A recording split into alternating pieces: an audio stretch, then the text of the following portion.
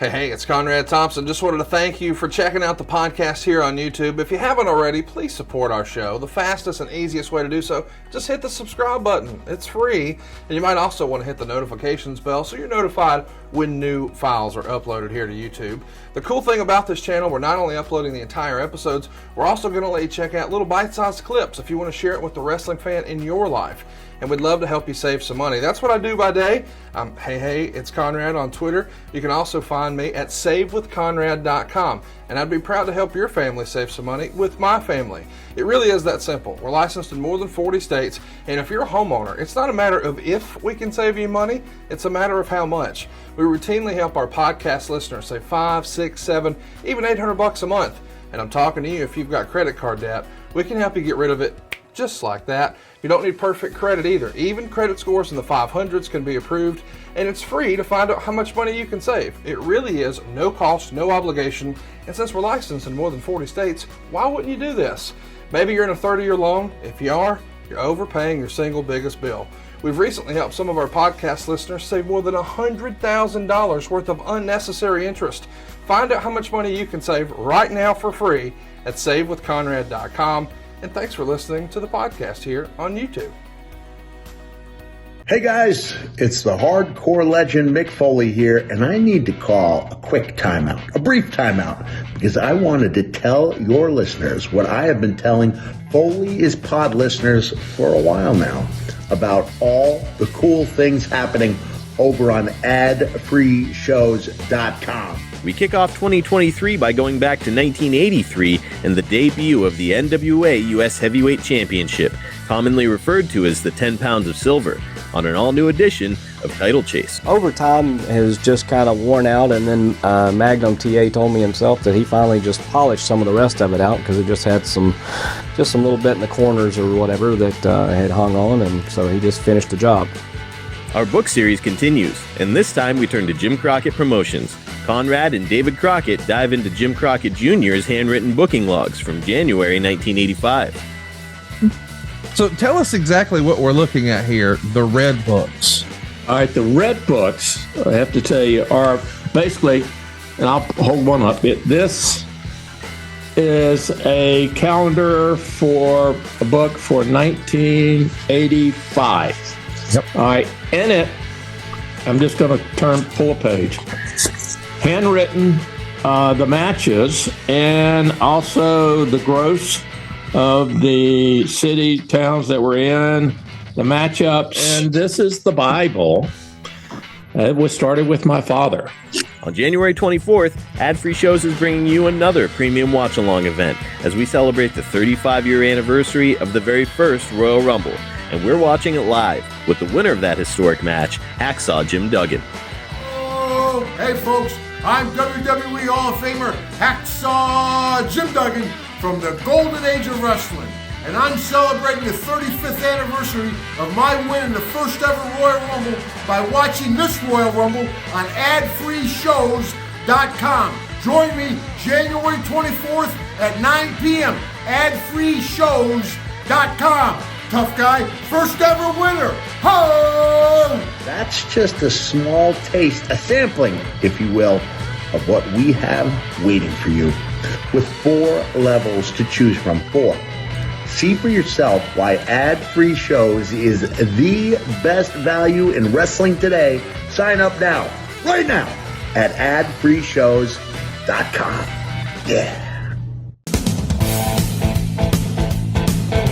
Hey, it's Conrad Thompson, and you're listening to Something to Wrestle with Bruce Prichard. Y'all hear any interesting news this week? Anything noteworthy happening in wrestling or WWE land? Maybe there were some rumors that went around this week. You hear any juicy ones? Well, as you might imagine, Bruce is pretty busy this week, so we're going to be doing a best of. And who better to spotlight? Who better to focus on than Stephanie McMahon? I don't know that any of us really imagined when this week started that Stephanie would be stepping away from WWE, but I, for one, am anxious to see what's next for WWE and for Stephanie for that matter. She's been such a big part of WWE for so long. I think the first time I remember ever seeing anything Stephanie related was the old merchandise catalogs for the WWE back in the day. And then, of course, once I became friends with Bruce, he pointed out that in one of those early SummerSlam packages that opened the pay-per-view, maybe it was 89, the little girl jumping in the pool, Stephanie McMahon. How about that? Of course, we know that she went on to be a big part of the storylines when The Undertaker kidnapped her, and where to, Stephanie, and all of the other nonsense that has happened on camera, whether it was the McMahon-Helmsley era or just a handful of years ago, the whole authority thing. Stephanie's been a big part of WWE programming for a long, long time. So to see her step away from WWE business, meaning I guess we're not going to see her at these big business conferences or the big charitable things, or maybe she really is sort of living in a rearview mirror. There's a lot of questions, and I'll be honest, I don't have the answers. But what I do know is I'm grateful that we got to see Stephanie as an on-camera performer. No matter what you thought of some of the creative decisions or the rumor and innuendo that surrounded, wrestling politics and what have you, nobody who ever met Stephanie didn't like Stephanie.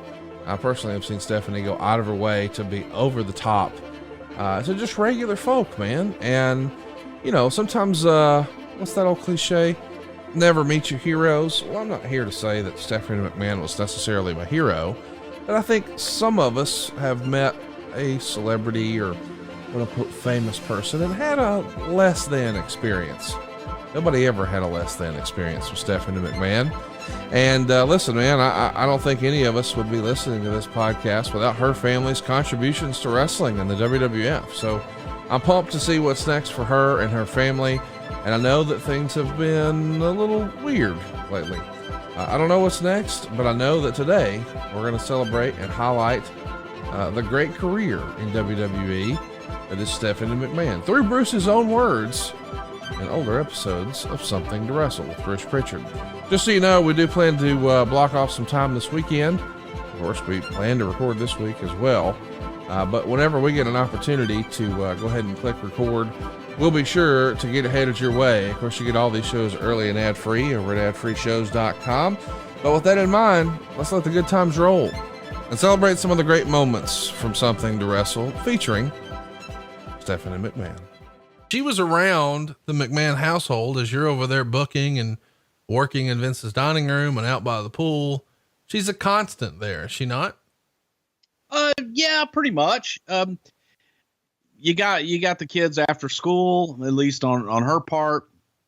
She was always around, and then went to college, went to Boston, but she would always come back. Not every weekend, but at least once a month she would come back. But she was always around and always worked the summers in the office, whether it was in marketing as an intern or the TV studio as an assistant, whatever it was, she was just a constant. Any fun Stephanie McMahon stories as a Ute? Is a Ute. God, I think that the funniest one that she used to tell was when she graduated from high school. We all got invited to her graduation party, dinner, or whatever the hell it was, because Pat and I had to go to everything. And we got there, and we had been working all week, and I didn't know what do you get an 18-year-old girl that has everything for graduation. So I deferred to Louis Dondero, who was Pat Patterson's significant other. And Louis was going to go and get her something for the party. And I said, Louis, would you mind getting something for me to give her? And he said, sure, don't worry about it. So he gets it all wrapped and has a card and everything for me. And I give it to her. And I forgot to ask, what did I get her? He said, I got.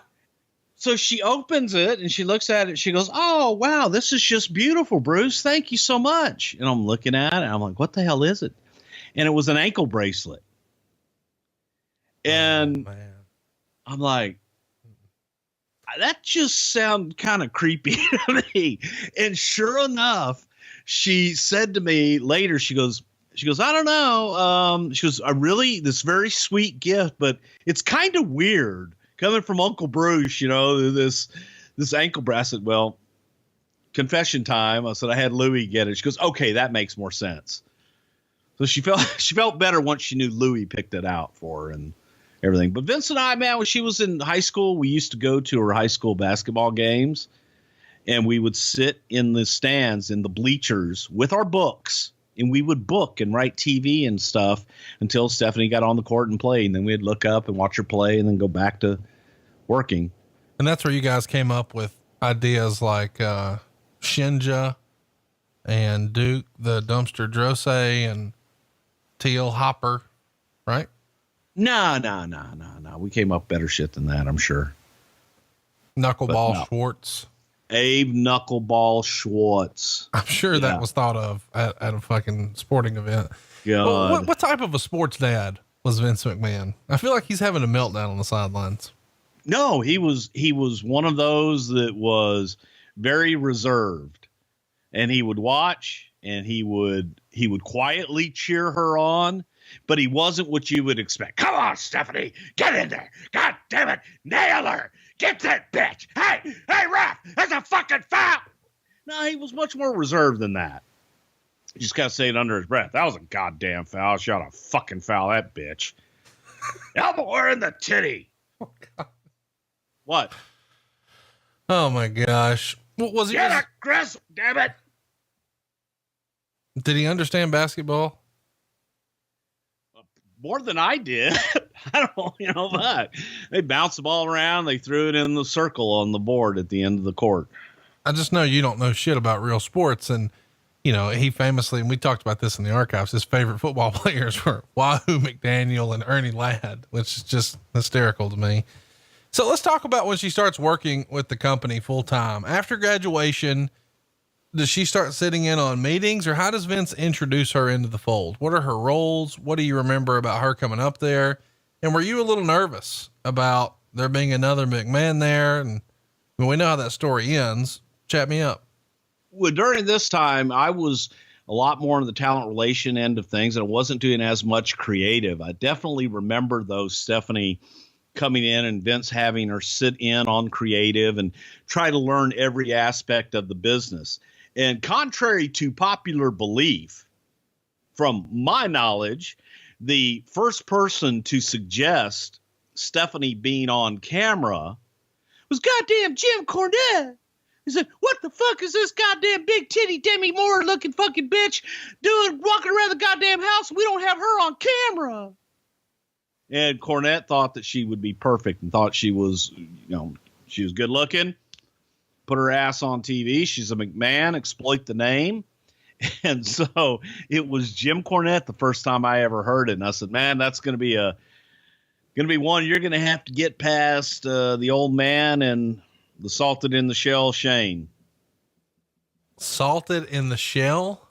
We're just a traveling nut house. Vince is the head cashew, and Bobby Heenan used to refer to Shane as salted in the shell. Wow. So she's in and working in the backstage area. What's a typical day like with Stephanie when she's first there? Is she working more with a certain section of the show? No, she would have a headset on. She was learning production. So she was shadowing Vince, and she was sitting in on whatever meetings there were, whether they be creative production meetings, and trying to learn everything that she could about television and about the creative process. But she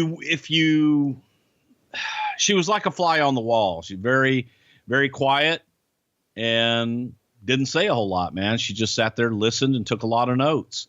Now, after the fact, after the meetings, a lot of times she would take us off to the side and ask us questions about what took place in the meeting. Why did you say this? Why'd you do that? And different things like that. Give me an example. Well, I guess talking about we're going to bring Steve in, but his character wouldn't do that, and just leave it like that. She would then come back and ask, why wouldn't his character do that? And she would want explanation for each and every decision. If you said, well, like, especially Cornette, Cornette, goddamn, he's a heel. A heel wouldn't do that. She'd want to know why a heel wouldn't do that.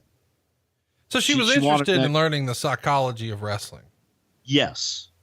And sometimes it's not as easy to explain. It's just a feel. And I think that kind of frustrated her sometimes as well. But she was just very inquisitive and always asking questions. Let's keep it going here and talk a little bit about the Inferno match on Raw. Yeah, an Inferno match, not on pay-per-view, which we talked about a couple of weeks ago, but an Inferno match on Raw. Of course, Taker gets the victory. Kane is a member of the corporation, for those of you who are trying to keep track at home. And this leads to the, I guess, infamous burning of the teddy bear. Oh my God, no, the horror. Chat me up about Stephanie. This is really going to be Stephanie's foray into television. We know she's going to go on to become quite a great television performer, much like her dad. Years later, people are going to say she might be the best heel on TV, just like her dad a generation before. But in this era, obviously, you know, you're letting Shane do more and more. A couple of years from now, hell, we're going to be throwing Shane through glass with an Olympic gold medalist. But with Stephanie getting involved in the business, do you remember there being pushback or hesitation from either Vince or Linda? No, I don't. I don't know behind the scenes if Linda was hesitant or not. Never really talked to her about it. But as far as Stephanie goes, she was there. She was learning the business. Steph was coming around. So I don't think that anybody doubted, you know, it's in the blood. You know what I mean? The apple doesn't fall far from the tree. And there really wasn't much doubt that Steph was going to pull it off. There really wasn't. And I know that sounds weird, because she was greener than goose shit, but it was, I don't know, she had it.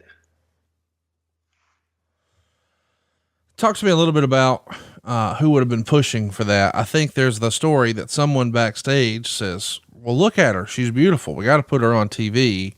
Who was that pushes for her? Is it Russo? Is it Hayes? As the legend goes, who was the person who really said, you got to put Stephanie on TV? The first person that said it out loud that really was Jim Cornette. Oh, there you go. Excellent. You know, Corny would ask the question, why in the hell isn't she on TV? Right. So, you know, from that vantage point and from kind of introducing that, there was also the feeling of, you know, you're a bit trepidatious of going too far and say, hey, why don't we put Shane on? Why don't we put Stephanie on to her father? Right. You know, you don't know whether or not he wants that and or anything else. So it was a bit tricky, but at the same time, you know, you look at it and it's a good story. So why not? Let's, she's a heel. Did she have any, trepidation about doing it? I mean, it feels like, you know, and this isn't fair, and I'm not saying it should be this way, but I think you can be honest and admit that sometimes there's a double standard. Like, you would let your son Kane go do stuff that if your daughter Amber pitched it, you'd be like, hell no, you're not doing that. Well, that's not popular and that's not polite, but it's just the way dads think, right? We're all protective of our little girls. Do you think that Vince had any of that, or perhaps Stephanie had any of that of, I don't want to be a public figure. I don't want to be on TV. I mean, being a public figure on TV like this and being involved in the wrestling business comes with a certain amount of stuff you kind of got to deal with, right? Yeah, I think that maybe internally they experience that, not externally. Okay. I don't know that was really ever brought up, at least to us, from a hesitation standpoint, if that makes any sense. It was like, let's do this. It makes sense. It's real. People can relate to it. Everybody has a mother and father. Family's easy to write about. Family is easy because everyone can identify good, bad, or indifferent. So let's talk about what's next for The Undertaker. He's going to get arrested when he's attempting to sacrifice someone. But of course, as the handcuffs are put on, he lights the Taker symbol on fire. You guys are having a lot of fun. This feels like we veered out of, this is just Vince Russo's idea, to now Bruce is loving the magic. You've told us before you love that Papa Shango bullshit. What do you mean bullshit? What? I need more ooze. I mean, you loved the voodoo doll and all those concepts we've talked about. I think it's super creative and super funny, but I'm just saying, I know what gets you going, and this sort of supernatural stuff you would love. Well, and a lot of this is coming from Taker's head as well, and Russo's head. I think that, it was a collaborative effort of, let's get out there with this. You had eyeballs on it. It was unique. It was different, and damn, it was controversial too, because people were looking at it, and here's your stalwart favorite in The Undertaker. That, man, that's my guy. I love The Undertaker. He's so cool. Well, now he's evil, and he's doing things to people that I like and that I care about. As we get into Stone Cold and so on and so forth. But then you're conflicted when he's doing shit with the McMahons, right? Because I don't like Vince, but here's this innocent young lady that, well, she seems like a sweet young lady. Why would he do that to her? Right. So it was really messing with people's emotions, and I thought it was very well done. The angle eventually leads to Test versus Shane McMahon in a lover or leaver match at SummerSlam 99, where if Test wins, Shane has to stop trying to break them up. And if Shane wins, Test and Stephanie have to break up. Boy, this is good stuff. Yeah, bro. It's logical. If the brother doesn't wanna, then they gotta break. It was the convoluted storytelling of the time. So everything had to have a story. And if it didn't have a story, you make one up and just make it kind of forced in there. Didn't say it was good. Yeah. Well, it wasn't. Test wins. Not something said a lot back then. And Stephanie comes running to the ring to celebrate with him. And then on August 23rd, that edition of Monday Night Raw, Test gets down on his knees and asks Stephanie McMahon to marry him. And she said she needed more time, but she loved him. And a few days later on SmackDown, he does it again. And this time she accepts. That's a whirlwind romance right there, by God. Talk me through this. I know that he sort of gets a bad rap sometimes, I think, for Crash TV, but SummerSlam 99 happened on August 22nd. The very next day after he wins the lover or leaver, he proposes. And a couple of days later on SmackDown, she accepts. Why rush the proposal? And why not just accept the first time instead of delaying it? God damn it. Drama. Will she or won't she? Yeah, I can't answer that one. That was my bitch with everything in the late 90s, was that we took things that could have gone on for 6 months and did them in 6 minutes. It was, wait a minute. They just started, allegedly they just started dating. And now we haven't even seen a relationship really of any kind. And now he's asking her to marry him. If anybody's a gold digger there, you're looking at Test and going, what a bitch. So it was rushed, definitely. And it didn't make a whole lot of sense, but it was also one of those things that, yep, we did it, folks.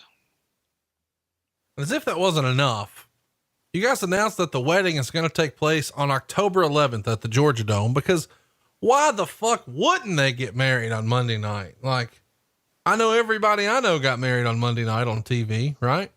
I'm a little shocked that you didn't do it. When I looked at your thing and said October 13th, wait a minute. That's a Saturday. You got to get married either on a Sunday or a Monday. Very confusing to me, Conrad, your whole wedding thing. Well, nobody ran in.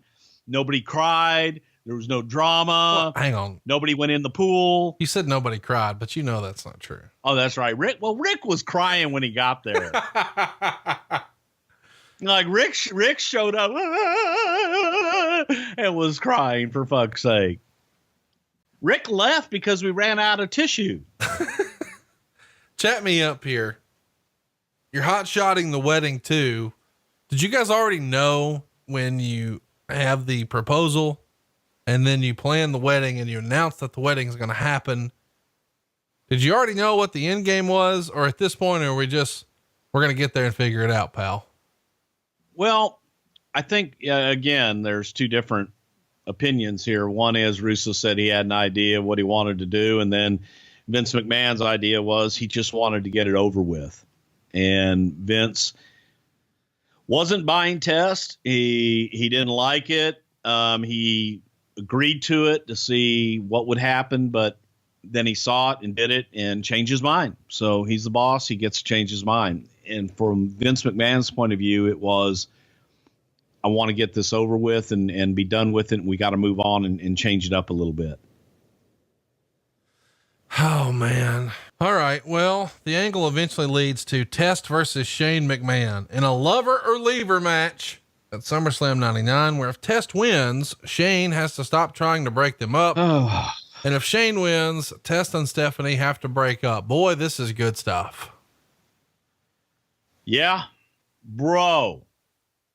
It's logical. If the brother doesn't wanna, then they gotta break.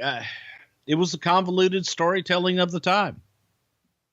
So everything had to have a story. And if it didn't have a story, you make one up and just make it kind of forced in there.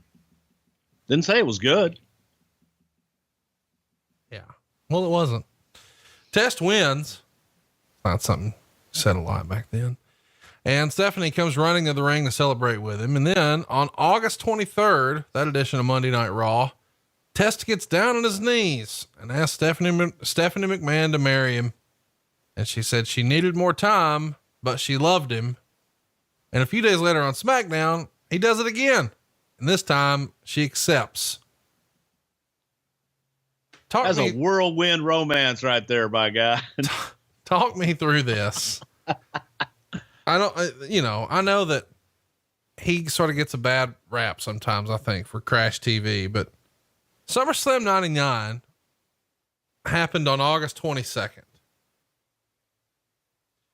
The very next day after he wins the lover or leaver, he proposes. And a couple of days later on SmackDown, she accepts. Why rush the proposal? And why not just accept the first time instead of delaying it? God damn it. Drama. Will she or won't she?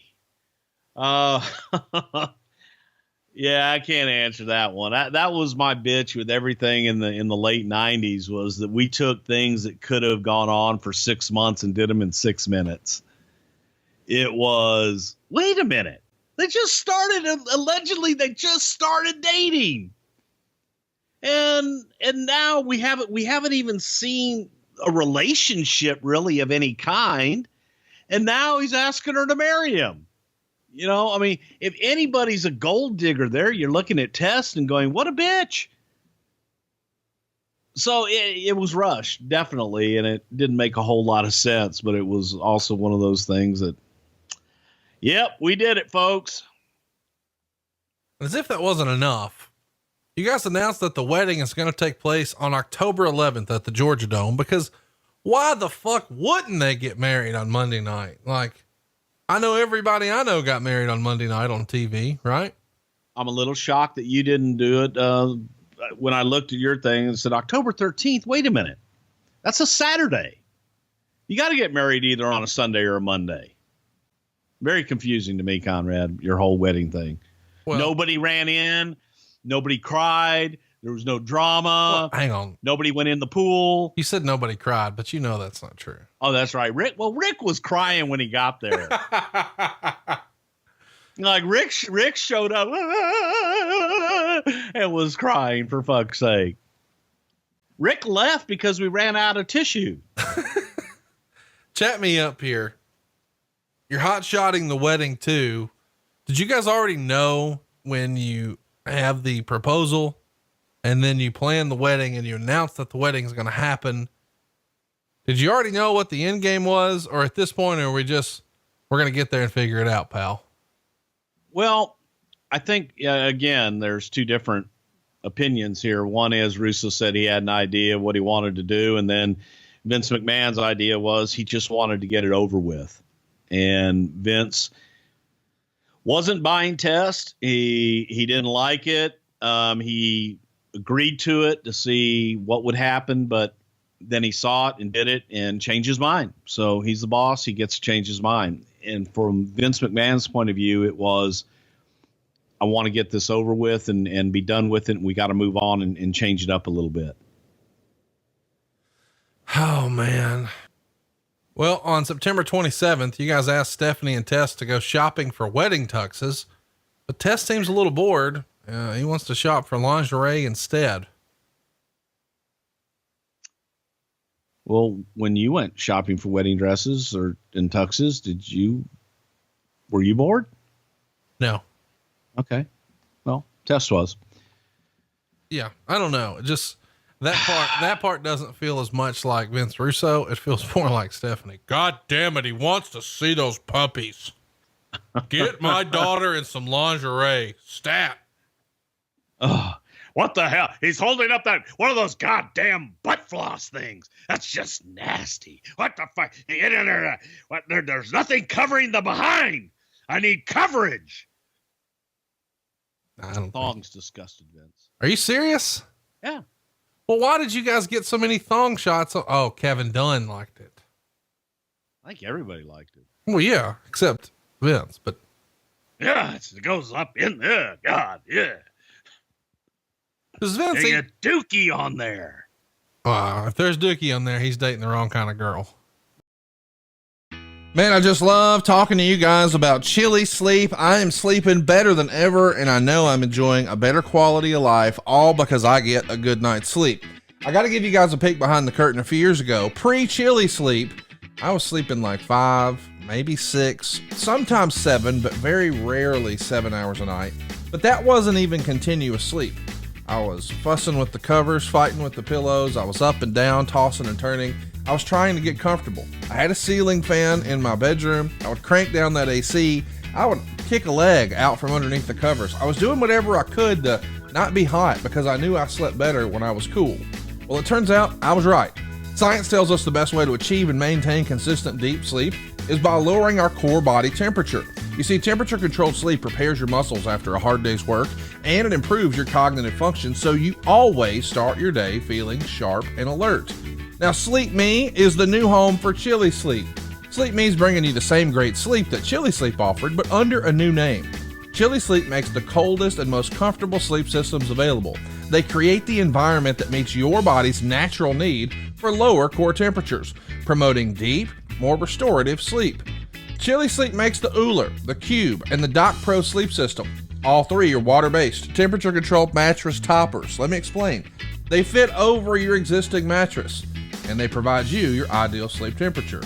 These mattress pads keep your bed at the perfect temperature for deep sleep, cold sleep. You see, Sleep Me is designed to help you fall asleep, stay asleep, and give you the confidence and energy to power through your day. I'm jealous of this. I've got the Ooler, but they just launched the brand new Doc Pro sleep system. I can't wait to try it. It has 2 times more cold power than their other models. It's whisper quiet, and it has a tubeless mattress pad design that allows for 5 times more cooling contact. Why not pair it with the new Sleep.me app?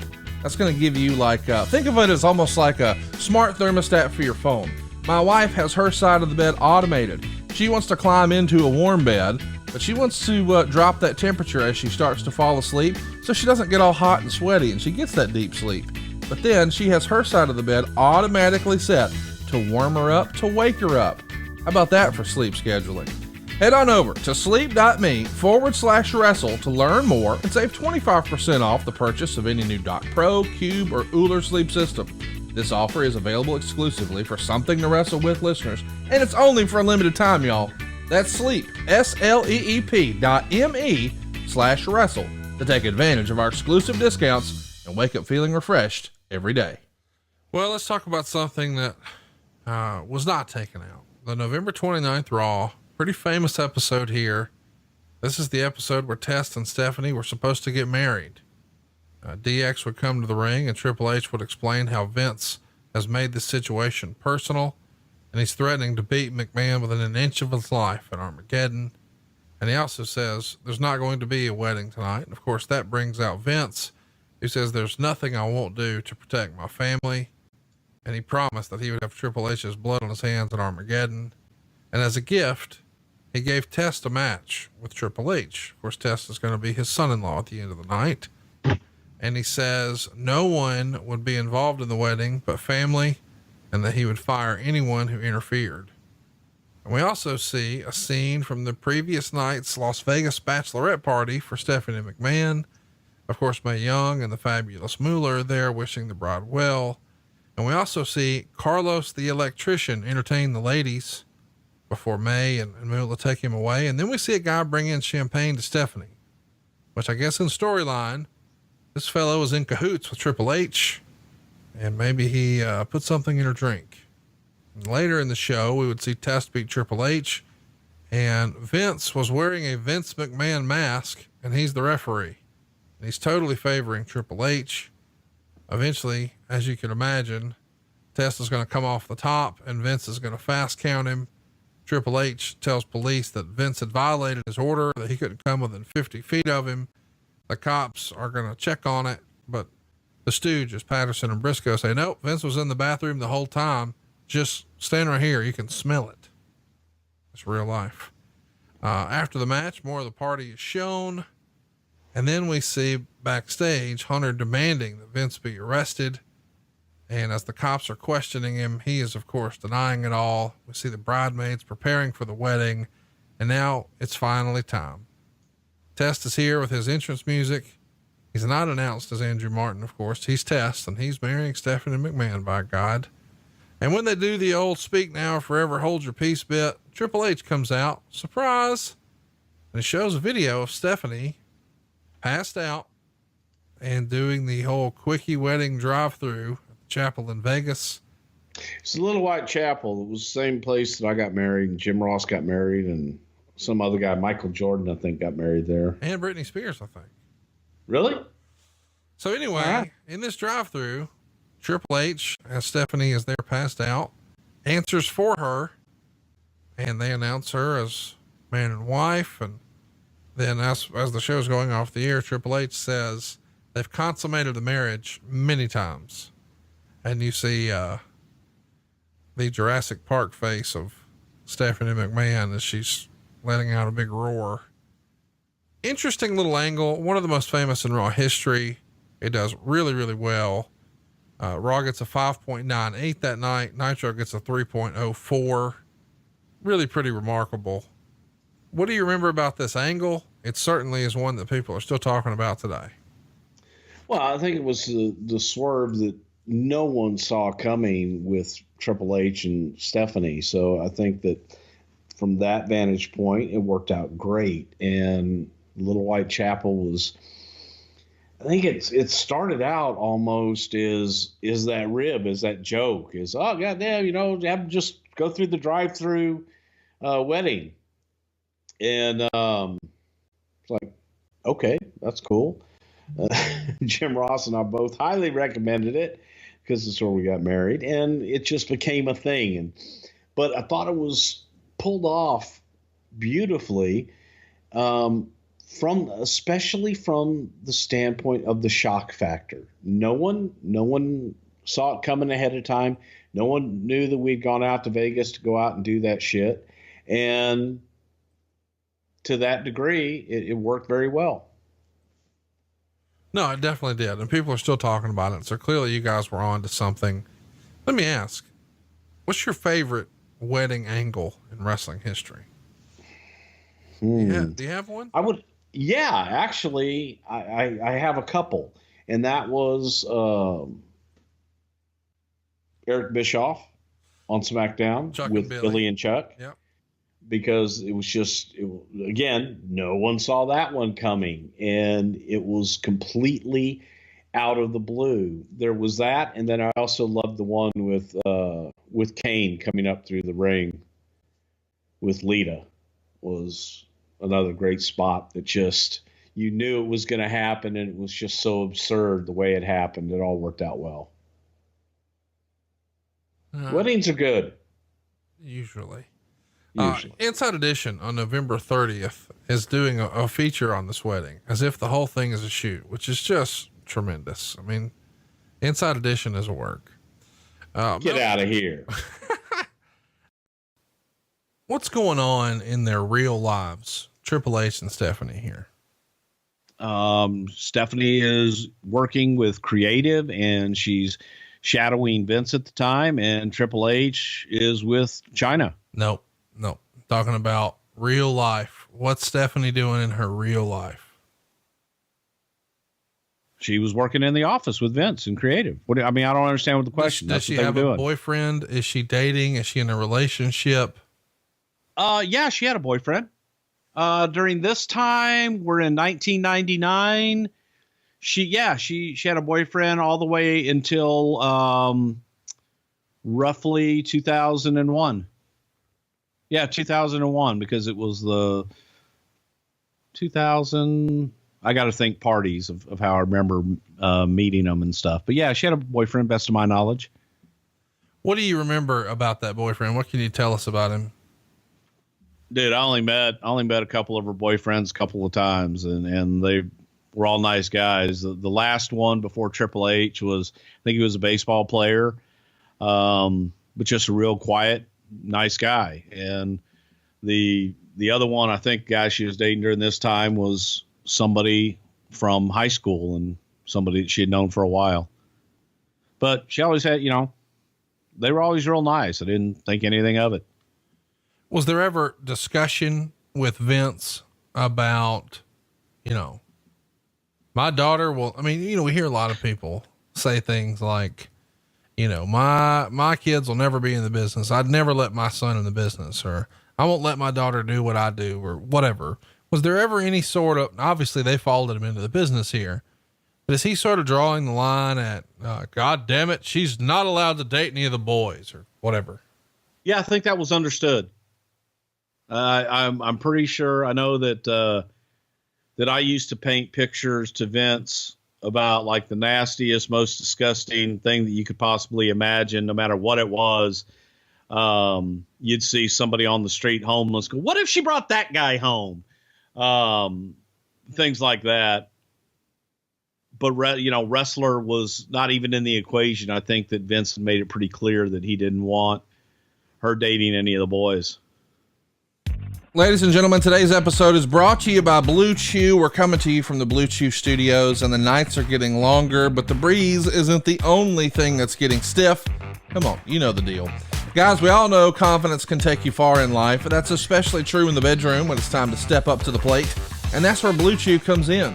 Blue Chew is a unique online service that delivers the same active ingredients as both Viagra and Cialis, but in chewable form and at a fraction of the cost. Take these dudes anytime, day or night, so you can plan ahead or be ready whenever an opportunity arises. Now, the process is simple, y'all. You'll sign up at BlueChew.com. You'll consult with one of their licensed medical providers, and once you're approved, you'll receive your prescription within days. Now, here's the best part. It's all done online. That means no visits to the doctor's office. That means no awkward conversations. That means no waiting in line at the pharmacy. Blue Chew's tablets are made right here in the USA, folks, and they prepare and ship directly to your door, all in a discreet package. So if you could benefit from extra confidence when it's time to perform, chew it and do it. Let's have some better sex, shall we? We've got a special deal for our listeners. Try Blue Chew free when you use our promo code WRESTLE at checkout. Just pay $5 shipping. That's BlueChew.com. The promo code is WRESTLE to receive your first month free. Visit BlueChew.com for more details and important safety information. And we thank Blue Chew for sponsoring today's podcast. And Bruce's Winger. We'd like to thank our sponsor today, Titan Nutrition, offering a full line of expertly formulated nutritional products to help you achieve your health and fitness goals. Many of us are planning on moving and working off some of those holiday meals that accumulate around our waist this time of year. And one product that can not only help you burn off those excess calories, but also give you the mental boost you need to move your body is Titan's powdered weight loss formula, Enlight. Check it out, y'all. Enlight is a great tasting drink that increases your metabolic rate so you burn more calories in the gym and at rest.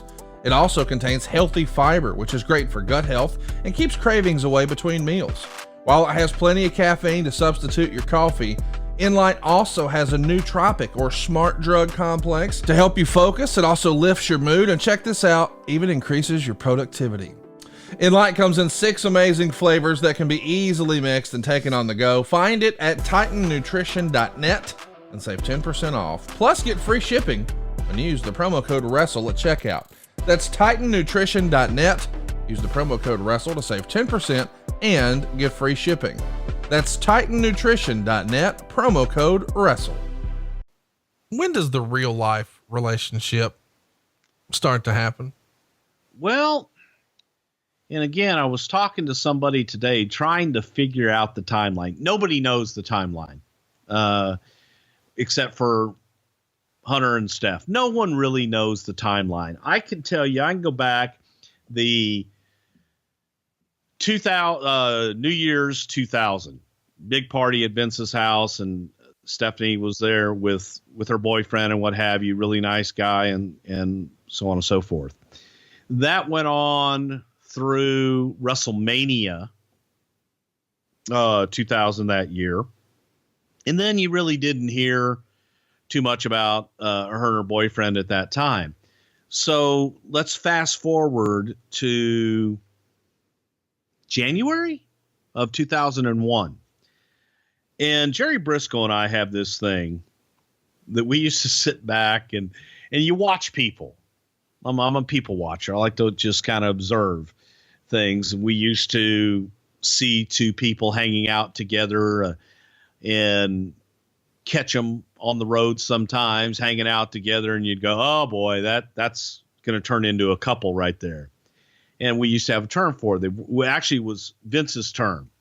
And the first time that I heard Vince use it was when Hunter and Chyna had got together. And Vince said, I think he's worked himself into a shoot. So we use the same term here. We're watching everything go on in rehearsals and all this other stuff. And they had to kiss on screen, and they had to be boyfriend, girl, or husband and wife on screen a lot. And go, man, if he's not careful, he's going to work himself into a shoot here. And that was probably January 2001 that I ever noticed it. When I knew it was the first XFL game. And that's when I knew they were together, because it was something Stephanie had said to me about something I had said to Triple H. And it was just weird how she defended it. And I thought, okay, they're together. Because she wouldn't defend it like that if it was just intuition, I guess, is the best way to describe it. At least in storyline, it's happening here. On the December 6th Raw, Stephanie would try to get Triple H to sign an annulment, and he instead wants her to go in the shower with him, and the fans in the background are actually cheering Triple H on because he's sort of the face at this point, and this is the cool, edgy heel here. But that's over. Eventually, later in the show, Triple H comes down to the ring with some flowers, and he's jawing with fans, and they're all chanting that he's an asshole, and he chastises them for crapping all over Stephanie when she was pouring her heart out to all of these fans. And he said they're calling her names like slut. And he says, you know, she's not a slut. I'd never marry a slut. And she comes to him with papers and blames him for the fans ruining what was a great thing, and cries for a moment. And he fake cries and calls her out and says, you know, he'll let her have what she wants. Talk me through this whole annulment storyline, because eventually, you know, Vince McMahon's involved. Well, yeah, the whole idea was you wanted people to truly believe that she wed against her will, that she is drugged. And the backstory is we'll come to find out, was one that they're really in cahoots here. Stephanie and Triple H, and that she actually fell in love with him, and so on and so forth. So it's all part of a ruse now to basically sucker Vince in. And they're setting up a match here for Triple H and Vince McMahon, but there's a restraining order, so Vince can't do anything now. And some of this is really good promo work by Triple H.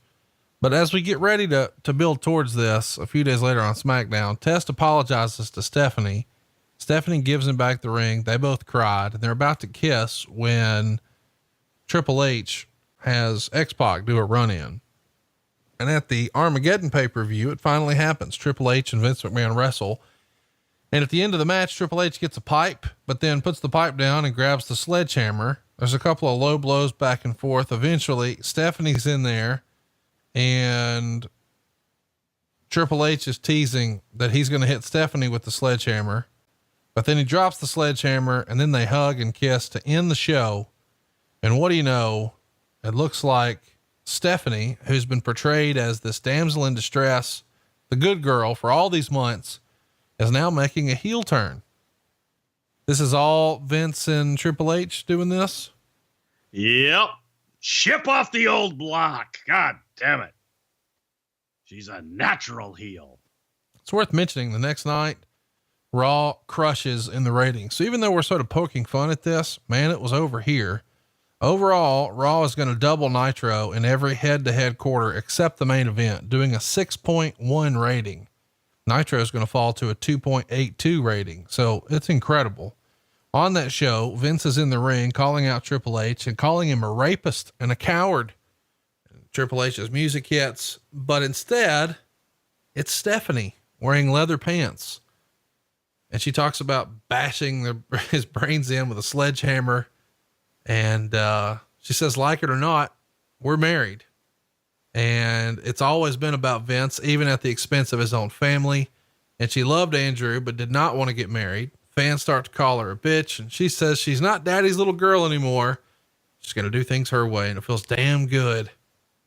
She says she used to get butterflies when Triple H would look at her. And she didn't mean for it to happen, but it did. And she liked how he stood up to Vince and made business personal. And she reminded Vince that he allowed her to be abducted. And she talked about how she was sacrificed simply so he could screw Austin. And what goes around comes around. And the best way to get back at dear old dad is to marry the man he hates the most. That's what really turns her on. And Vince looks ill. Triple H and Stephanie kiss. And I gotta say, pretty good finish to the storyline here, is it not? Yeah, I thought it was great. And it was, again, it was a reaction to the crowd reactions already. The audience wasn't buying Steph at this point. And Hunter was doing things that were cool. So they were getting into that, and they liked that he had gotten the girl, and the whole shit with Vince, they weren't buying as a baby face. And so her turning heel made sense, and they loved to boo her. They still love to boo her. She's a natural heel. How would Cornette describe her? She's a heel, motherfucker. God damn. Fuck her. She's a heel. Okay. Time out. What does it say about how great Michael Hayes is at what he does and how much Vince appreciates him when you consider the stories about him almost pissing on Linda, the airplane ride from hell, Stephanie's wedding, just on and on and on? The guy is a wrestling genius. What other explanation would there be to put up with such crazy behavior? Even one of those stories would get you cut, right? You would think. I mean, think about all the silly stuff that's happened in WWE in the last 30 years that we heard resulted in a firing or a dismissal. Nobody almost pissed on Linda. It just goes to show you that Michael Hayes is a lovable dude. Now, we know that because we know him in real life, but we can't convey that enough. But not only is he a likable dude and easy to love, but my God, he must be a wrestling genius for Vince McMahon to do this. We all know how quirky Vince is. And for him to sort of turn a blind eye, if you will, or just keep him under his employ, God bless you, Michael Hayes. We love you, but apparently not as much as Vince does. Let's get back to it. Something to Wrestle with Michael Hayes. Well, they were free at the wedding, the famous Hunter Hearst Helmsley, Stephanie McMahon wedding. A pretty famous story here. Maybe he was overserved a little bit. Wade Keller would write, Michael Hayes made a spectacle of himself at the wedding of Triple H and Stephanie McMahon. An attendee paraphrased Hayes' drunken wedding reception antics. First, Hayes got on stage and performed Jailhouse Rock with the wedding band, and his performance drew a few uncomfortable chuckles and was considered out of place by many of those in attendance. Wrong. That was fucking on fire and was one of the highlights of the wedding. The Jailhouse Rock performance was off the chart great. Where Michaels lost everyone was when he took the stage again later that night and wanted to perform another song. This time the band refused, which led Hayes to berate them. Hayes decided to sing without the band supporting him, and based on one reception attendee's account, Hayes said something along these lines. This song goes out to Stephanie and Hunter. Fuck. I mean Stephanie and Paul, the $1 billion princess and the $1 million talent. He starts singing a song, encourages everyone to join in, and specifically Kurt Angle speaks up and says that you're making a fool out of yourself. And eventually Linda takes the stage, snatches the mic away from Hayes, and says, thank you, Michael, in the most sarcastic manner. It was described to the Torch as low class and low brow, everything Vince McMahon doesn't want to be. Allegedly, Triple H was pissed off by Hayes' antics, as were a number of guests. Nobody wanted to throw the first punch and mess up the wedding, but he had one coming, said one observer. You were there. What did you think of the encore performance by Mr. Hayes? Highly entertaining. He might have had a little too much to drink, but he, like I said, the first performance, he tore the house down, and I don't think anybody was disappointed by that one. That one was absolutely great. Then when he went on to sing a song that no one knew what he was trying to sing, and there might have been a F word in there, but that was absolutely classic. And when Kurt went up to say, hey, Michael, why don't you, come on, what are you going to do? What are you going to do, shoot on me? And that's when Linda intervened and just took the microphone and thanked him very much. And Michael went, I think I'm going to go to bed now. Dude, I'm sleepy and tired. I think I need to go to bed. I got an ideal. How much heat was on Michael after that? I don't think there was any heat. It was it was a fun, really. It was one of those fun moments you had something to talk about.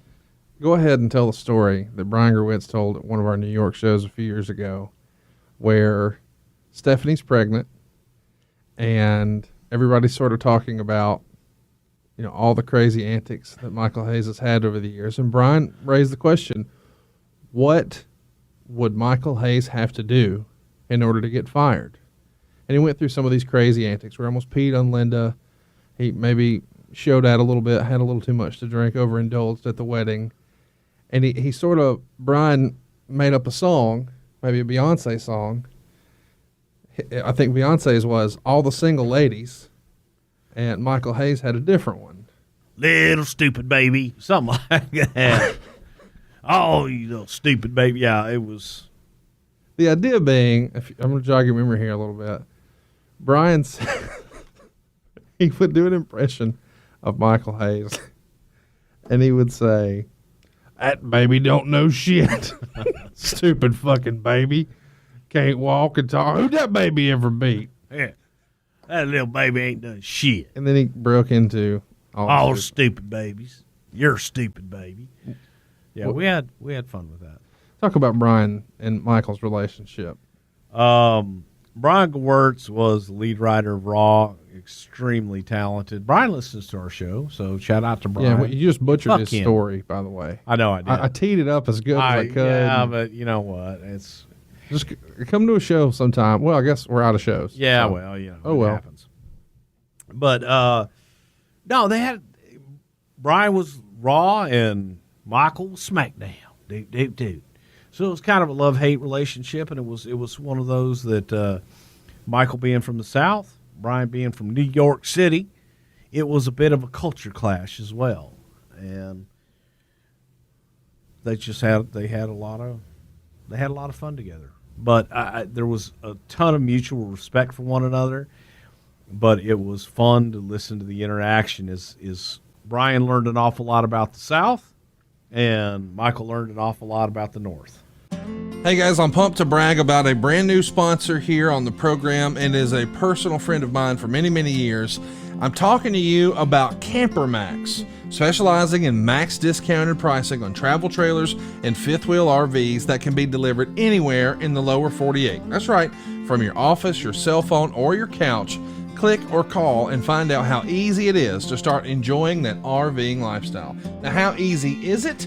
Well, the Camper Max discount will fit any budget, offering easy financing with extended terms. It's just too easy thanks to my pal, Rod Wagner. I've been personal friends with Rod for a long, long time, and he is now opening up to the entire lower 48. So if you're here in the United States and you're thinking about buying a travel trailer, you're thinking about buying a fifth wheel RV, or maybe you're thinking of selling yours, visit my buddy Rod at campermax.com. That's CAMPERMAXX.com, campermax.com. That's Max with 2 X's. Or give him a call, 256-320-7033. Either way, let the folks at Camper Max know that CONRAD sent you, and they're going to give you that friend of a friend hookup that I've enjoyed for so many years. Camper Max is the home of the Max discount. That's campermax.com, campermaxx.com. By the way, if you're looking to purchase a motorhome, hang in there. My buddy Rod is working on that now. It's all going down at campermax.com. Let's get out there. Let's enjoy 2023. This could be one heck of a new year, thanks to campermax.com or 256-320-7033, and let them know that CONRAD sent you. Yeah. Since we've mentioned Stephanie a few times, I guess I should mention that around this same time, she appeared on Howard Stern's show. Do you remember this appearance, Bruce? I don't. Well, she shows up and she talks about everything you would imagine that she might talk about, including her relationship with China and how her and Triple H got together. We'll cover that at some point in the future. But since we're talking about her husband banging corpses, I guess we should mention here that on the show, she admits that she may need additional enhancement surgery on her breasts because she says, I lost a lot of weight and they shrank to 2 melted packs of butter. And she describes exactly what type of implant she would like instead. And then she says that her sex life with Triple H produces, quote, the best sex I've ever had. And even says, Triple H bangs me hard when I like it hard, but I like a variation. She also talks about how they shave themselves. When this comes out, it just feels like this is not a CEO of $1 billion company's daughter. And this is not something she's saying in public. And this is not, someone in Trump's cabinet's daughter. This is a much different, much more edgy, man, let's let it all hang out. We are the WWE and we have attitude era. Is it not? It was the attitude era. And it was, coming off the heels of, Vince had done a interview in Playboy and had the same kind of sentiment. And I think that it was more along the lines of Stephanie and her character at that time and trying to be edgy and getting out there. I think that's something a lot of people are going to hear and maybe just gloss over, but you're going to say, much like Hulk Hogan said on the stand, that was the Stephanie McMahon character, not real life Stephanie answering those questions, right? That's what I'd imagine. I never heard the interview, but that's what I'd imagine. Yeah, I'd imagine her being edgy and trying to get out there and create controversy and get people talking. Well, they were talking after that. I mean, that was all over the message boards and it's all anybody was talking about. And it was just interesting that conversation is happening not too far removed from Katie Vick. And it feels like for the first time, we're getting way, way edgy, even in the McMahon circle. Wade Keller is going to have a report about John Laurinaitis. He would write, his current good standing with Stephanie is, quote, Steph still sees John as the golden boy, whereas Vince sees through it. It might be because John was never around before Steph was a boss, so he treats her with respect, whereas others still see her as daddy's girl on a high horse. That's something that you've talked about a little bit. in older episodes that it was a challenge for some of the office personnel, perhaps yourself included once upon a time, when you knew her as the little girl that you used to, see over at the McMahon compound. And now she's a player. What was her relationship like with John Laurinaitis in this era? And, what can you tell us about Stephanie sort of coming into her own as an executive in the company? Well, I think that, John was new and John hadn't had that relationship before. So John coming in, John was just doing his job. And again, it was the most thankless job in the company, right? In talent relations. Everything falls on you and everything's your fault. So John was just doing his job. And a lot of that was dealing with Steph and the creative at that time. But again, you look at everything that Steph has done, and especially now, it was all new then. It was all brand new. And like anything else, people would sit back and go, oh my God, they don't understand. You got to earn your stripes. You're new. You're 4 years old. You're 4 years in the company. Well, a part of that is true. You forget about the other 25 years living the life of the company and being surrounded by it her entire life. So for someone with, let's say, 8 to 10 year veteran in the company, and this kid comes in that, they're only there because they're in the family, they forget about the experience and the education that they received at the foot of the people making those decisions for their entire life, and how all those decisions affected their entire life. So I'll take that experience over the Harvard graduate any day of the week. And that's just life. I think that's human nature and how people look at things sometimes, without the realistic look of, okay, well, maybe give them a chance, and just because they're young doesn't mean they're stupid. I'm glad you mentioned Stephanie, because Stephanie went on record as saying that Paul was the first writer that she ever had to suspend without pay, and she says it was because Paul was behaving like a child. What's the backstory on all this? What can you tell us about the suspension? Well, I don't think he was suspended without pay. Now, she may have said that, but I don't think he was suspended without pay. Okay. Paul had a habit of trying to get young disciples around him. Paul always liked to have a step and fetch it. He liked to have young boys that would do his bidding, go get him his laundry and go get him his Kung Pao chicken, extra pow, easy on the peanuts, make them salted extra chicken, sir. And Paul would just recruit. So anytime that a new writer would come in or a writer's assistant would come in, Paul would take them under his wing. I will show you the way, my good man. And there was one in particular by the name of Dominic, that he was a nice young guy, but a little goofy. But Paul had chosen Dominic as his new disciple, and Paul had gotten up and kind of grandstanded in the writer's room about, this young man is trying hard, and he wants to go out and he wants to prove himself. So I would like for everyone to listen to his ideas with a full heart and give him an opportunity to contribute to this team. So whatever Dominic does, I want everyone to give him his attention and listen. Now, Dominic, you had an idea. Please pitch it to the room. And this was at a time when everybody had kind of started seeing through some of Paul's stuff, and Paul wasn't the most popular guy in the room. And Dominic made a pitch for a women's match in which the women would be stripped down completely naked in the ring. And everybody's like, okay, Dom, then what? What do you do? well, no, Dominic. What do you do? I mean, they're naked. What?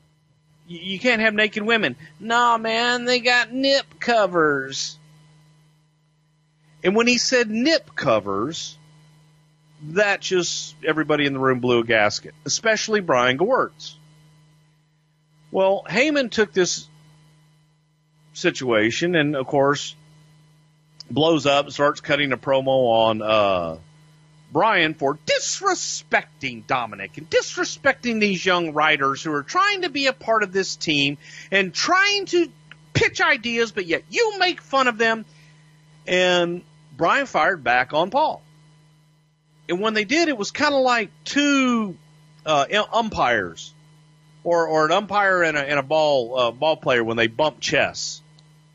And they come across the room at each other and kind of bump chests. And I wasn't really paying attention at this point to the argument because it was silly at best. But when they bumped chests, there was one of the writers in the room, a guy named Pete Doyle. And Pete jumps up and Pete gets in between them and is holding them back and like, hey, calm down, calm down. And I thought it was a pinch fight. It looked like two girls in a pinch fight. So they got separated, and somehow Stephanie found out about it, and they get called into Stephanie's office and reprimanded. And the part that, and they were both suspended, okay? But the part that pissed me off more than anything was I was supposed to go home that day, and I was supposed to go home on like a 3 o'clock flight. And I was told I couldn't go home until Stephanie met with the team. So I had to catch a later flight to have Stephanie come into the room to tell us that Paul and Brian were going to be sent home for 3 weeks and that we were to have no contact with them. And in the all-time classic Michael Hayes line, to this day, the best, and this is partly where we get the doot from, Michael blurts out, but he didn't do it. He did it, pointing at Heyman. He started it, Stephanie. Doot. My goodness.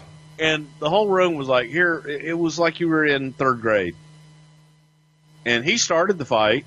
So, yeah, they got to go home and they still got paid. I'm sure they still got paid. They got paid and got to go home and didn't have to do shit.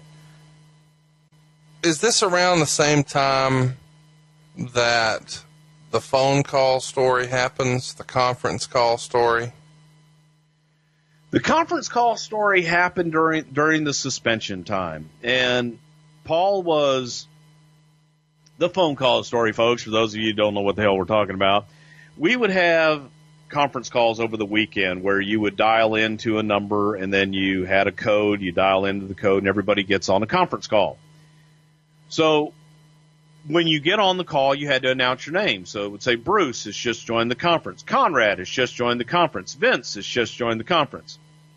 When you would drop off and you would hang up, it would tell you Bruce has left the conference. CONRAD has left the conference.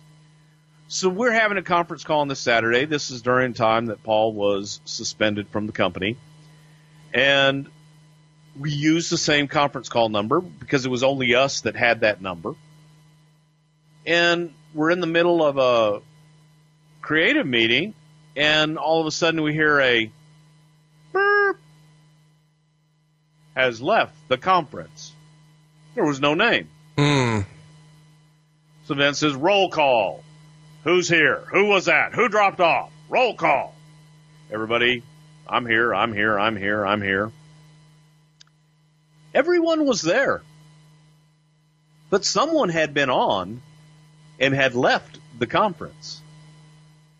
The other thing about those conference calls is when you dial in, it logs your number, where you're calling from.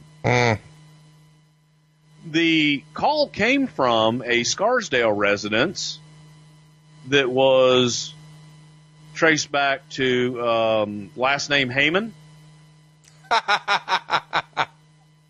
It was his mom and dad's house. Correctamundo. That's amazing. And Paul denied it. Paul denied it for the longest time. And I just told recently that he was like, yeah, I was on. What did that sound like when he was denying it?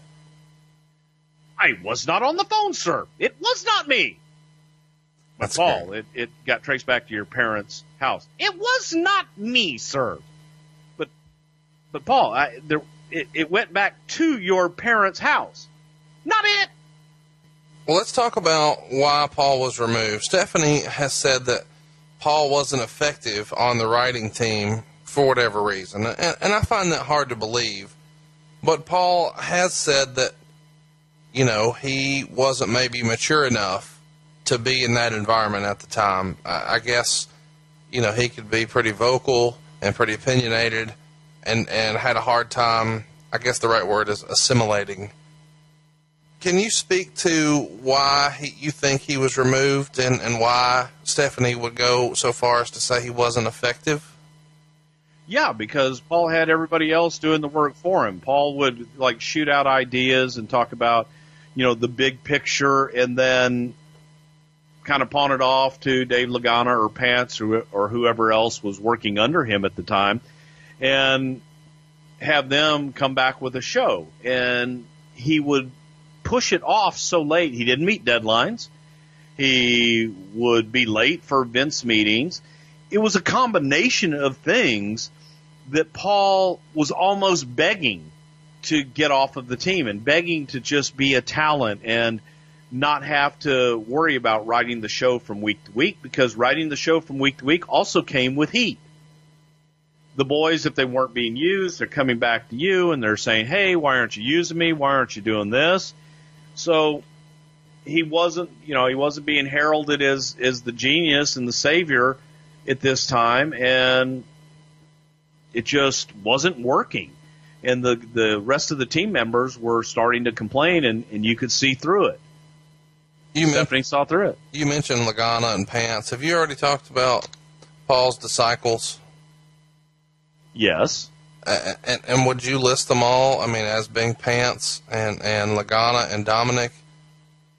Yeah, those are the three main ones during his tenure that he had that he really tried to bring into the Heyman fold.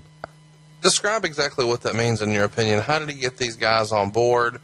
Was he just super complimentary to them? Is this kind of reliving the old ECW pre-pay-per-view speeches that we fans have heard about? A lot of it like that, yes. But you also have to remember that these guys were coming in as writers' assistants when they first came in. So their job was to do whatever, the writers needed them to do. So Paul would bring them in and, let's go to Chick-fil-A and come with me. I will buy you a chicken sandwich. They made them feel a part of it and would ask them, tell me give me your idea. That is excellent. I am going to use that. You will get full credit, sir. And he was Paul. So yeah, a lot of the speeches that you've seen on the different things, Paul could be very persuasive and a very charismatic guy. What would you say was Paul's biggest harm to himself? I mean, did he have one big flaw as the head writer? Was there one single thing, or was it just trying to delegate too much? Not knowing when to quit, not knowing when to tap out and be able to move on to the next thing.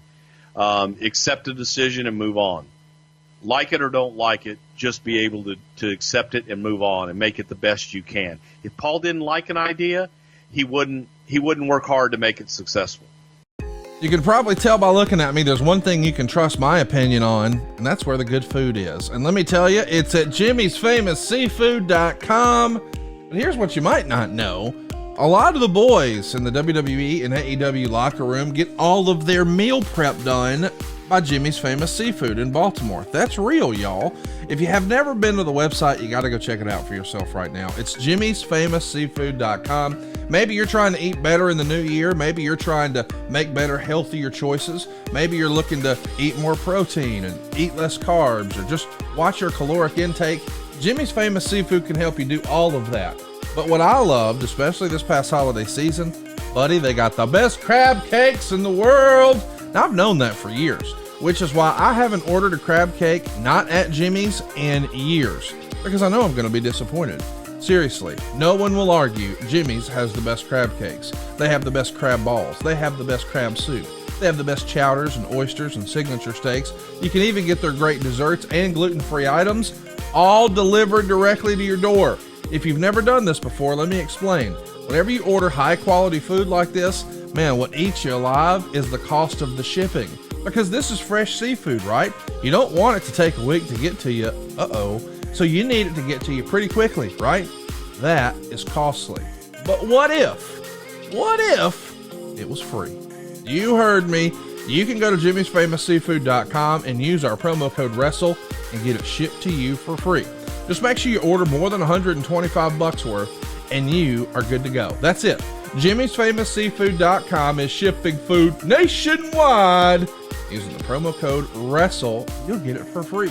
I want to recommend the Famous Gift Box. If you're looking for a gift to give somebody, how about the world's best colossal Maryland crab cakes? Well, you're going to get 4 of them, and you're going to get 2 different crab soups, the crab dip, the seafood seasoning, and their signature bay sauce. Maybe you're getting ready for a big Super Bowl party. What about the tailgate bundle? They got 2 pounds of wings, a full rack of ribs, a pint of crab dip, and the crab cake mix. But maybe my favorite is just creating your own package. Let me also say this. This is not a corporately owned entity. This is a privately held, family-owned business that's been around for more than 4 decades.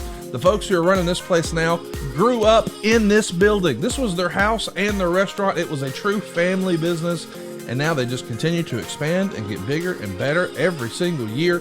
You've probably seen them on TV with Guy Fieri or Bobby Flay, or maybe just the bumpers in and out of Ravens games. These guys are the real deal. They're friends of the show. I've done a ton of shows there. I order food there consistently, and it's because it's the best. Sincerely, Jimmy's Famous Seafood, in my opinion, is the best restaurant in America. I have more fun. I get better food. You're going to love it. And now they'll deliver to you. You don't have to go to Baltimore. They're going to bring it to you at jimmysfamousseafood.com. Just use that promo code WRESTLE. Stephanie went into labor. Ooh, especially after the last conversation we had. The Raw after Great American Bash. So you lose Vince and Triple H for Raw the very next night. And I'm assuming creative obviously knows that this is going to happen, but there's never a good time when you're fresh off of a pay-per-view to lose 2 of your top talents like Vince and Triple H. But man, I think this is something fans sometimes miss, is that sometimes real life gets in the way. So you probably had a Raw written that it was heavily featuring Triple H and Vince McMahon to help set up this storyline of the McMahons versus DX. But now, their chess pieces are off the table because Stephanie's making that baby happen. That's bullshit. They all jump in the plane. They took off, left us all to go see little Raw Rosebone. And it hurt. It was crazy. It was fucking crazy. I remember, going to whatever, I forget the town we were in. I just remember Michael Hayes and I walked around. Michael looked at me going, "I'm in charge. Dude, I'm in charge." And he said, dude, that day. I'm pretty sure he said it that day because he said, dude, I'm in charge. And please, whenever people see Michael Hayes today, just look at him and go, "Oh, dude, you're the dude, man." Please, just for me, I'm begging you. Dude. He does love it. He does love it. No, you know what the thing is he does love it. He does.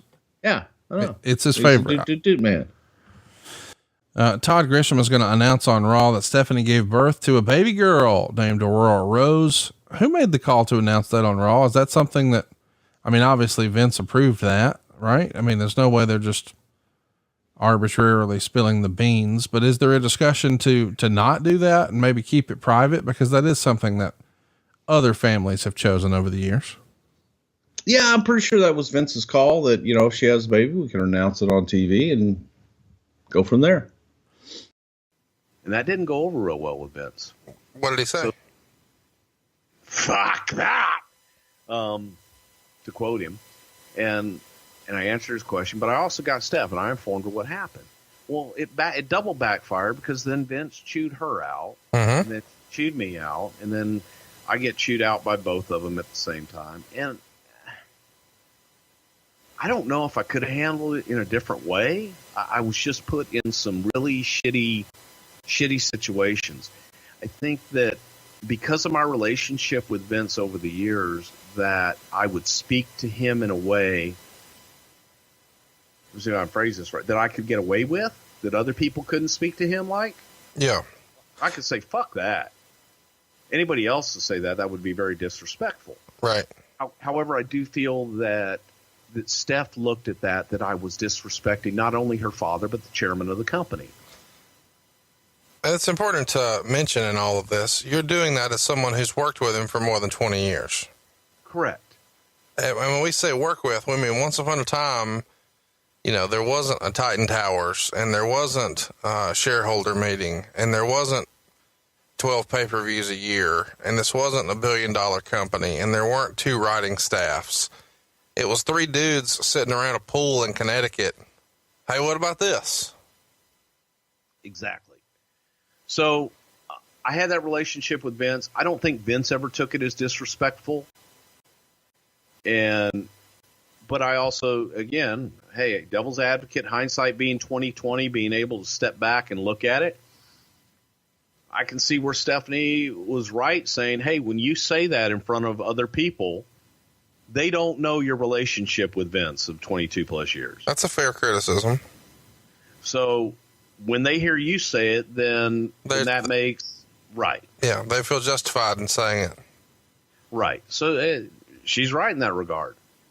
I just was set in my ways, an old-timer, crotchety old man that was set in my ways, and here's this young whippersnapper coming in, and she thinks she knows everything because she's the boss's daughter. And I never really viewed her that way. I viewed her as Steph. I viewed her as very bright. We had differences of opinion all the time. The fact that I had differences of opinion with Vince, to me, worked. To Vince, it worked because I didn't share his ideas. I didn't share his point of view on a lot of things. So we argued about a lot and could work things out. With Steph, if you disagreed with her, I think sometimes she took it as being insubordinate and trying to, I don't know. Well, let's run through that because I know a lot of people are going to say that, oh, we're kissing ass or whatever. But also, too, she's kind of in a lose-lose situation, too. I've never been in this situation. I do work with my parents, but I started my company. So in a weird way, my parents work for me, which is an interesting dynamic. But I can imagine in a situation like this, everybody feels like they can just bypass her and that whatever she's thinking about or whatever is important to her, doesn't matter because in the end, we can just go over you. You're only here because of your daddy. And so she needs to exert some control every now and again, I'm sure. And she needs to be cognizant of how things look. And so that matters. How things look matter more maybe to her than they do to Vince, who is without question. I mean, he is the unquestioned rather, alpha and omega of the company. And what he says goes, and there's no negotiation in that. And there's no worry about how things look or are perceived. But in her case, she's got to be more mindful of that.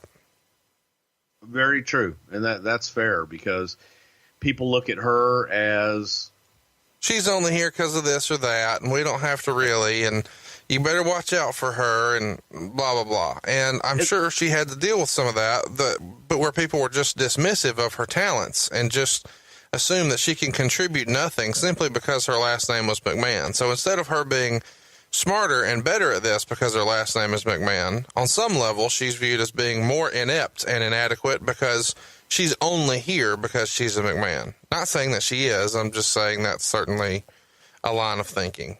And the flip side of that, too, Shane and I used to look at each other sometimes after some of the ass chewings we used to get. And he would just laugh because we would get the ass chewing 10 times what anybody else would because he knew Shane, you. Yeah, he knew me. Shane was his kid. Stephanie was his kid. So those ass chewings were 1,000 times worse than anybody else's. Right. because of that comfort level with us. So, yeah, and I was on that same plane, so I felt for the kids. I felt for both Shane and Stephanie in that regard. It sucked. So it was a no-win, kind of rock and hard place, and I understood the decision, man. I wasn't the most cooperative, and hindsight being 2020 on dealing with Vince, I don't know how I could have done that differently. I really and truly don't, and I've tried. But maybe I could have dealt with Steph differently, and I think I could have dealt with her a little bit differently and been able to massage that situation better. So here's where it's not cutting time. There's rumor and innuendo out there. And I heard this for the first time 2 years ago. But people who are listening, not all of them, many of them have heard this. There's rumor and innuendo that the real reason you're not there is you pulled a gun on some writers. And I don't know how that got out there. And I don't know exactly the context of which this is reported and span. It wasn't in any major news releases. The news websites said that they felt like you weren't necessary because Stephanie had kind of stepped into your role. But then there's this groundswell of, well, Bruce pulled a gun on that guy. And some of that comes from a Nova shoot interview with RF Video. Set the record straight. You pull a gun on some dudes? Yeah, Bruce had a gun. It was Hurricane Ike. We left our home in League City, Texas, and I had a gun in the house, and we were told to evacuate, so I took the gun with me. Went up to Athens, Texas, to John Layfield's house with my family. But I had to get to TV, which was in Nashville. I didn't want to leave my wife and kids with a gun in Layfield's house, and I was driving, so I took the gun with me. While there, I was going to fly back. I was told, well, turn in your rental car. I had planned on driving back to Athens, pick up my family, and then go home. But while there, I was told, hey, you got a rental car. Just turn the rental car in. We'll fly you home. So I got Bruno Lauer. We were in Nashville, and I got Bruno to get me he had a gun box with a lock on it. And I asked the head of security, I said, hey, I've got a gun. I got to get it back on a plane. What do I do? And he says, well, here's what you do. You got to get a box. It's got to be locked. You got to have a key, and then you've got to check it. You've got to claim it at baggage, but you have to check it, and you have to fill out all this paperwork. So Bruno knew I had a gun. Security guy knew I had a gun. In addition to that, the last night of the TV. Did you say the security guy's name? It was Jim Kelly. Okay. Great guy. Real nice guy. Super nice guy. I've had the pleasure of meeting him a few times. Really, really cool guy. Former NFL background. Couldn't be a nicer guy. Yeah, he's cool as shit. So I went, and some guys asked me to go out that night, and I told them that I had to put my gun up in the safe. People knew I had the gun, and stories kind of go from there. So the story gets back that Bruce pulled the gun, and that was one thing Stephanie asked me. I told her the story, and we talked about other things, and we disagreed, and she says, well, I'm going to ask you to leave, and if you don't, like that, I mean, basically you can leave now. We were in Boston. Whoa, you're skipping around. Well, we talked about a lot of things. We talked about the issue with the stuff with Vince that I just went over, and then she said, then there's this gun issue. She calls a meeting. She calls a meeting in Boston before the Survivor Series. So this is November of 2008. Yes. and when she calls a meeting, this is during the show, right before the show, right after the show? No, she asked me to come in early. Okay. Early before the show. So I came in before anybody got there. And then she asked me about the gun. She asked me if I'd pulled a gun on someone. I said no. And she said, we went on, and I'm going to ask you to leave. And I said, okay. I got up and left. And it was that cut and dry. From there, and I'm thinking about this, and I just thought, God damn, man, this is fucking crazy. And I told her the whole story. I told her the Ike story and going, and she said, I can't believe you brought a gun to work. I said, okay, I did. Sorry, fucked up. But a week later was the next time we talked. She asked me not to speak to anybody. Hang on, let me ask this, though. She says, you brought a gun to work, so you're fired. No, she didn't say I was fired. Okay, but no, she didn't. Did she accuse you of pulling the gun on someone? She asked me if I did. And you said no? Yes. And did she say other people said you did? No, she said she would look into it.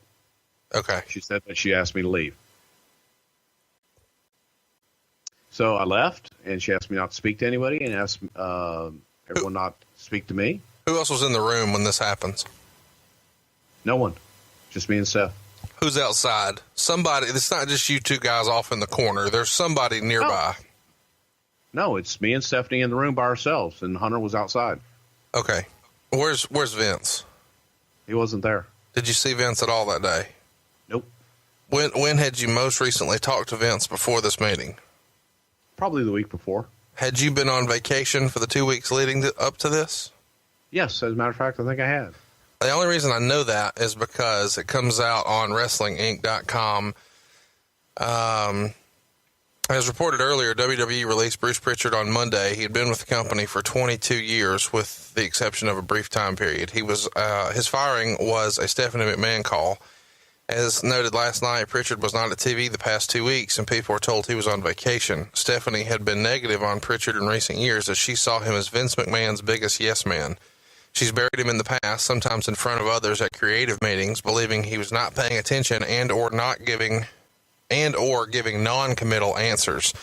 She made the official call to cut him loose. With Prichard being a senior member in WWE, he had a large contract that Stephanie could justify cutting, although he often complained about taking a pay cut when he moved from head of talent relations to creative.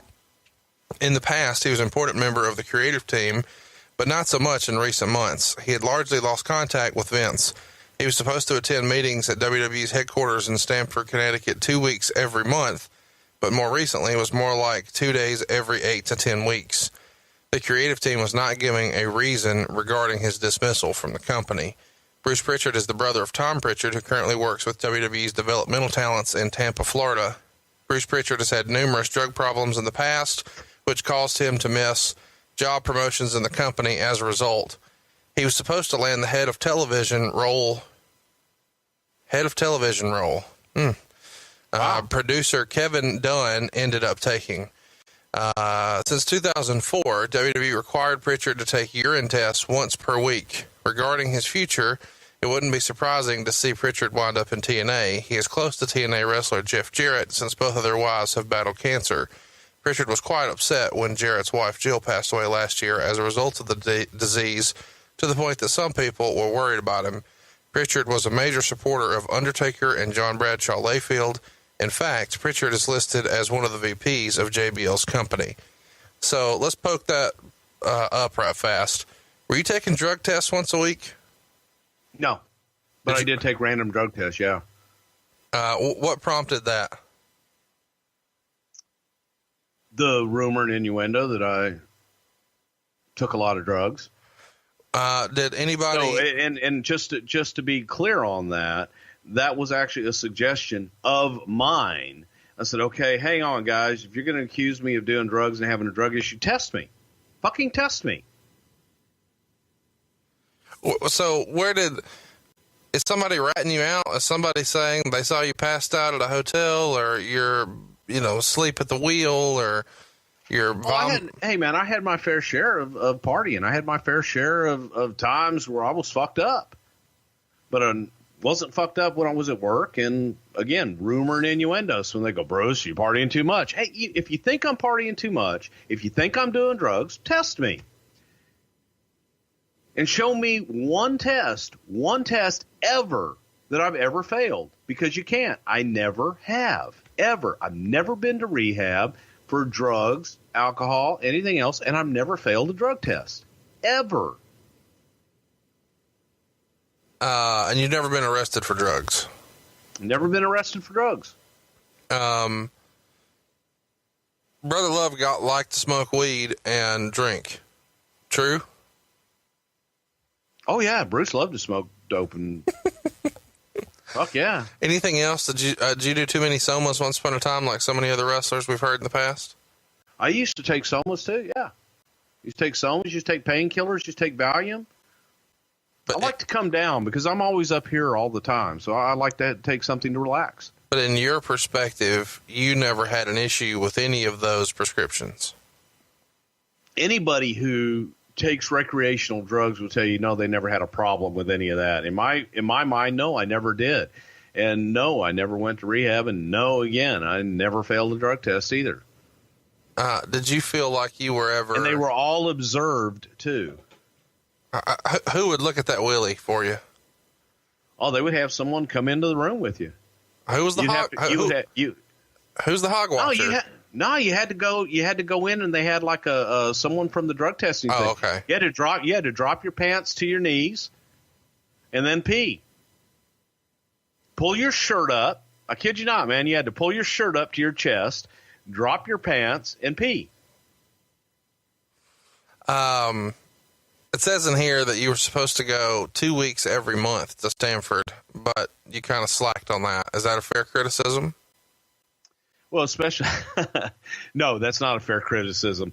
The funny part about that, and especially at this time, like you talk about my 2 weeks before I came back there, I would save up my vacation time, and I would save up my vacation time to take it around the holidays so that I could kind of skip when we would do those long TVs and we would do 3 and 4 TVs in a row. I would time my vacation so that I would miss the multiple days on the road. So during that vacation time, it would be, you don't need to come in during that. Come into the office. So I would lose that extra week in the office where I would be, instead of 2 weeks, I would only do 1 week in November, and then I would do 1 week in December. That's all. And that was the only time of the year. And Vince, I remember, caught on to it and said, God damn, pal, you and this Christmas vacation is getting fucking ridiculous. You ever think about taking vacation during the summer like everybody else? I said, no, because everybody else takes it during the summer. So I want to be home with my family during the holidays. Let me ask this. As you're kind of talking about shuffling and vacation and stuff like that, people on this very podcast network in the past have said that you were lazy. Was that a perception that comes from your creative vacationing aspect here? No, it was probably perceived that I was lazy because I was in Houston and they were all in Stanford. So, while they're all in a room having to work in an office, I'm at home waiting for them to call me. That's a pretty good gig. What do you make of the assertion here that you could have been in Kevin Dunn's spot, but you were? That is absolutely hilarious because when I came back in 92, that was when John Filippelli was on his way out, and Kevin Dunn had put together the business plan and proposal to move him into that spot with 2 other guys. So I was never in consideration to be the executive producer, and that was always Kevin Dunn post John Filippelli. So I don't know where the hell that one comes from.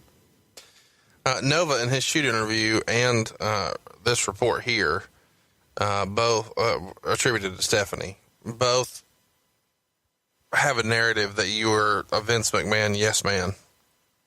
Is that a fair criticism? Absolutely not. And I think if you were asked Vince McMahon that question, he would agree with me and tell me that was probably the furthest thing from a yes man. I disagreed with him more than anybody.